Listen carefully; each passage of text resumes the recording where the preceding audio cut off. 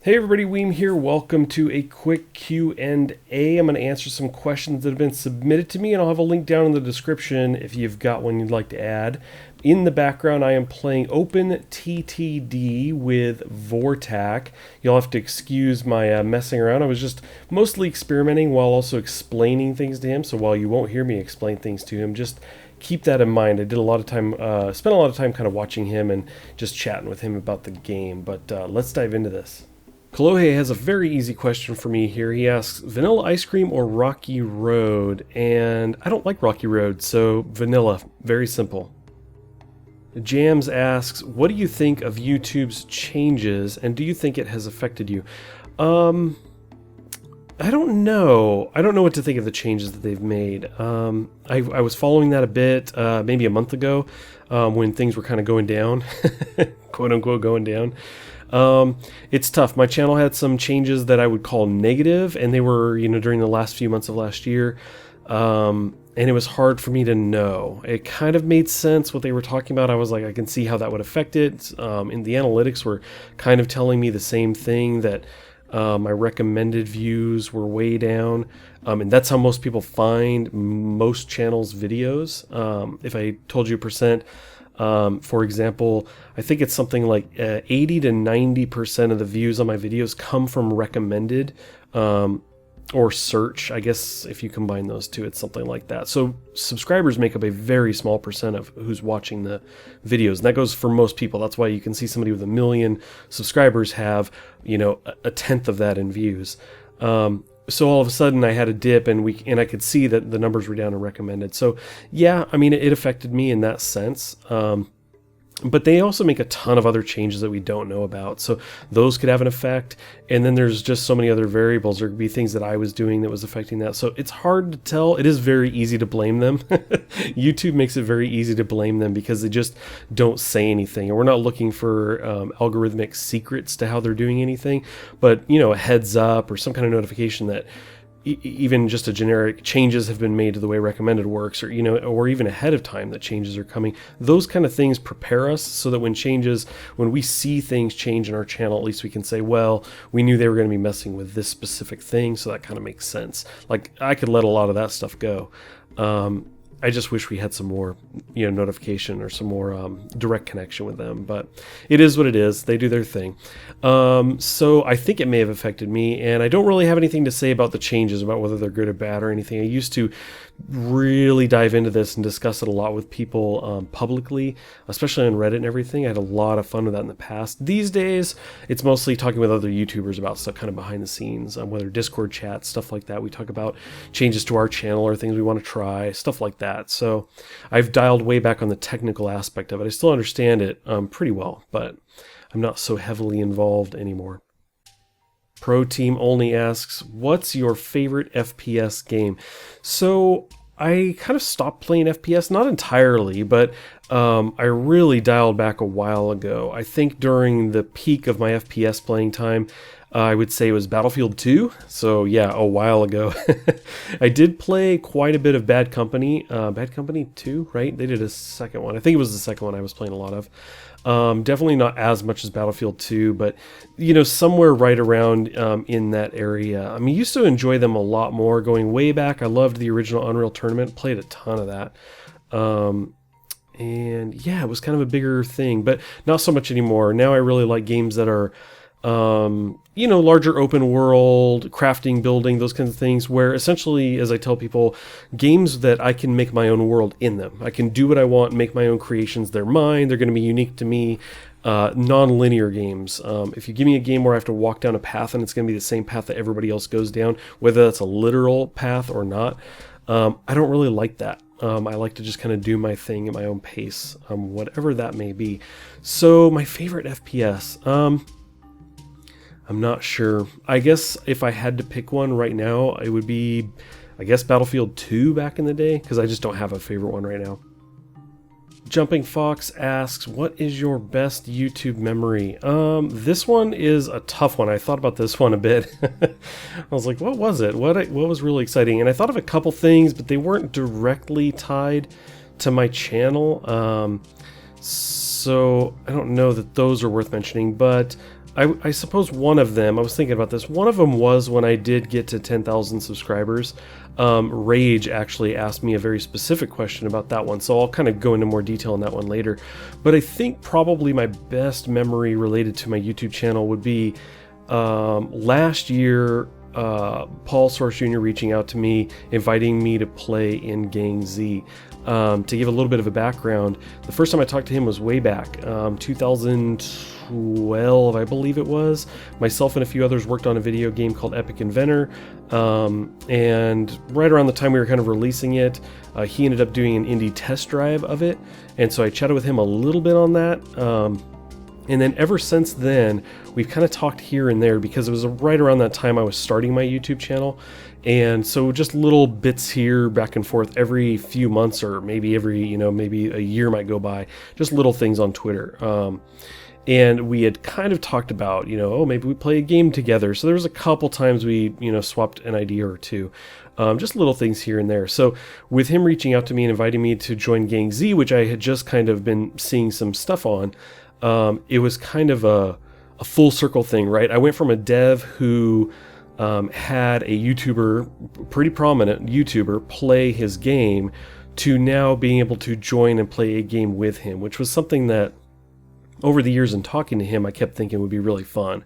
Recording it or not, I just thought that'd be really cool to, get to play a game with Paul one day. And so anyway, that was kind of a nice full circle thing. It was really cool. Probably my best YouTube memory. Okay, Mason asks, how much time do you use working on videos, and what type of videos take the most time? What have I told people? I've pretty much told people it's somewhere between 3 and 4 hours total for a 20-minute video. That includes the recording time, the editing, waiting for the rendering, waiting for the upload, and then editing the last-minute details and putting it live. It totals to about 3-4 hours, somewhere in there. That's a standard. Sometimes it's faster than that. Sometimes they're really quick videos. For example, this one I'm recording right here probably won't take 3 hours total. On the far flip side of that, I've had some videos that I spent a lot of time on. At the end of this video, I'll try to remember. You can also look it up. I'll try to remember to add onto the end of the video a link for this, to a video called OP Boom. It's a Gang Z video I did in the first season. That was like 4 minutes long, somewhere in there. I think it was between 4 and 5 minutes, and I spent 21 hours on that one. A lot of that was prep work. I basically rebuilt the OPB base so that I could blow that up in single player. So that was 6 hours there. So if you set that aside, there was still 15 hours for a 4-minute video rather. Definitely the one I spent the most time. So, like I said, somewhere around 3 to 4 hours. Yosh asks, if your soul had a flavor, what flavor would it be? He had told me that he was asking this one and that he had asked some other members of Gang Z this same question. If my soul had a flavor, what flavor would it be? Probably Tropical Punch Rockstar, because it is my absolute favorite drink. I love it. I love it so much. And I have at least one a day. It's probably not good to say, but sometimes 2 a day. So anyway, I suppose that's what it would be. Eric asks, in an ideal world, what project do you want to pursue the most in 2017? That is a tough one. I don't have any project I would like to pursue because I don't plan what I do for the channel for the most part. The extent of my planning usually occurs when I've already started something, and then I say, okay, well, I'm probably going to do X amount of videos for this. Now I kind of have a plan, but I've usually started at that point. If you ever ask me, what are your next videos coming up, I won't be able to tell you most of the time. I might be able to tell you what I think I'm going to do next for the next video, but really nothing beyond that. Now, that aside, there is something I want to do. I don't know if it'll happen this year or not, but I love the idea of having my own Worm server and having a bunch of people on there. Vortak, for example, other content creators who want to play on there, other YouTubers who want to be on there. I love the idea of having one world with a bunch of content creators and friends. They don't have to all be, YouTubers, but having a number of people there making videos together. Maybe everybody has a settlement that's like somewhat near each other so we can visit each other's towns. I don't know. I love that game. It's Slow paced game, which is cool. I like that. It takes some time, takes patience, but it's a lot of fun. I sunk a bunch of time into it last year. I think it was November to February or something. 400 hours. I did a bunch of videos on it and just had a blast. And I've always in the back of my mind thought, oh, I'd love to go back, do that again, play on a server, preferably my own, and just live there for a while and just crank videos from there because it was just so fun. I love that game a lot. So maybe that, but just not in 2017. The XC asks, are you a Star Wars fan? The answer to that is no, which sounds bad. I don't mean to say I'm not a fan as if I dislike them. I'm just not a fan in the sense that I get excited about them. I'm not really excited about them. I watch them and everything, that's fine. I didn't see, I guess what are called the prequels with the young Anakin kid. Those three. I saw part of, I think, the first one of those, but I didn't see the others. I've seen all the other Star Wars movies, though, I believe.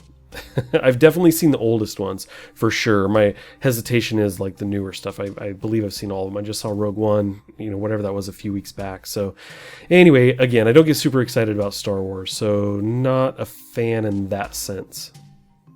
Kimberly asks, of all the games you've played, what one game shines as your favorite of all time? I actually get asked this quite a bit, and I can't answer it. As I'm sure, Kimberly, you probably guessed, I don't have an answer for that one. Because when I think about that, of all the games you have played, what one game shines as your favorite of all time? I kind of try and even rephrase that and say, okay, what if I could only ever play one game from now on? What would it be? And I can't really pick one. In that sense, it does help a little bit, because if really forced, I think I might go with Minecraft, just because Minecraft can be so many different things. Obviously, if we're granting that I could add in any mods that I want, and any mods in the future as they come out, I would get to be continually adding to the game or using. Probably that, just again because it can be so many things. You could change it all the time. It can be a survival game, or it can be about adventure or leveling up, or something in space. There's so many different things you could do with it that I think that would be the one I'd have to be choosing to be stuck with forever. But does that mean it's my favorite game of all time? I'm not so sure about that. I don't think I could pick a favorite. Now, Minecraft is very influential to my gaming, as it has been for a lot of people as well. I talked a bit about one of the questions I answered here. Whether I got to that one already or not in the video, I'm not sure. These could be out of order. But I talked a bit about FPS games, favorites and stuff like that. And I used to play them a lot more, and I don't so much anymore. And Minecraft had a big thing to do with that, I think. When I played Minecraft, this big open world, go and do what you want, and I really like exploration. One of the things that I like to do in Minecraft is kind of just run in a direction, just explore. I'm always looking through, caves, and I want to see what's over the next hill.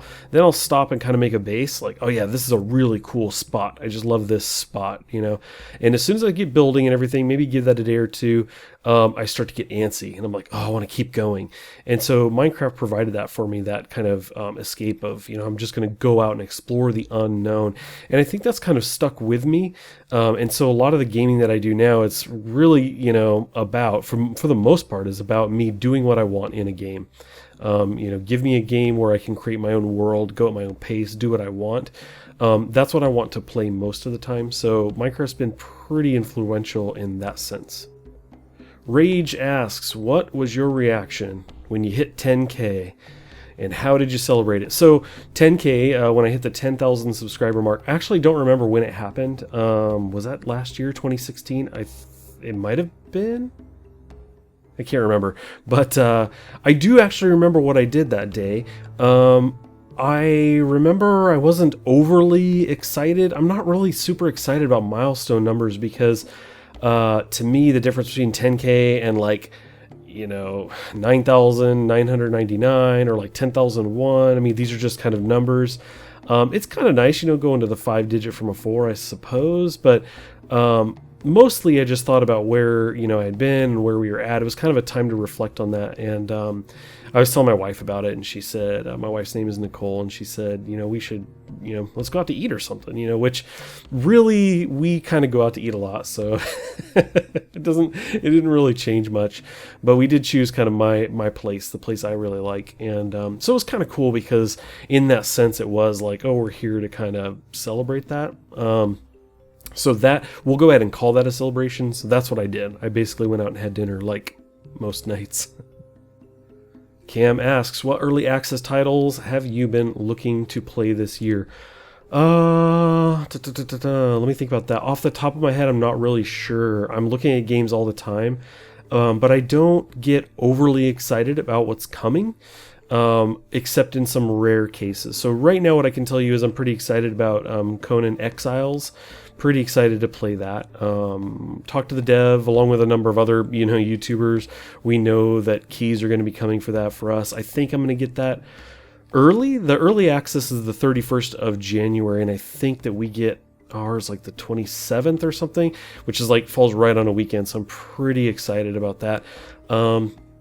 A lot of similarity there to Ark in a number of ways, but it's got some other things that I think could be pretty fun. So I'm looking forward to playing that. Beyond that, yeah, not a whole lot. I follow a lot of stuff, but it's funny, as excited as I get about the potential of a game when I'm playing it, like when I kind of get a feel for it and I think, oh, they could do X and Y and Z, that's when I tend to get the most excited. If I haven't got to it yet, or you can't play it yet, I don't get as excited except in some rare cases. So, yeah, just that one for now. Harley says, I'm new, so how old are you? I assume that means you're new to my channel, and assume that everybody else knows how old I am. I've actually only been asked this, I think, one other time was a while back. I'm actually 40. I just turned 40 at the end of December. So, yeah, the big one, right? People say, oh, 40, man, that's a big one, isn't it? I don't know. Is it? It doesn't feel any, I don't feel any older, I guess. I feel like I'm 40 going on 30. If that makes any sense, probably not. You're probably much younger than I am. But yes, I am 40. Nizawizzle, he's asking, Weem, do you have a significant other? I do. She's amazing. Her name is Nicole. We've been married for some time now. Some certain number of years I probably should remember, but don't. I'm going to go with 7 years, something like that. Maybe 8. Somewhere in there. She would kind of forget too, I think. Okay, we've got one final question from Her Royal Majesty Queen Mojo, who asks, how did you get so good at Photoshop and thumbnails? I've got a very deep and complex answer to that, actually. Practice. Well, that should just about wrap it up for this Q&A. I do want to thank you guys for submitting questions, those of you who did. For those who submitted a question that I didn't answer, I do apologize. I will be doing this again, and there's some questions in here I will be getting to next time when I do this. If you didn't get a chance to ask a question, I'll have a link down in the description for that. It's bit.ly/askweem. You can submit a question there along with your name, and maybe I will hit it up in the next video. Here I've got a link to the OP Boom video I mentioned before that I spent 21 hours making, and then some other video that YouTube will determine you may be interested in.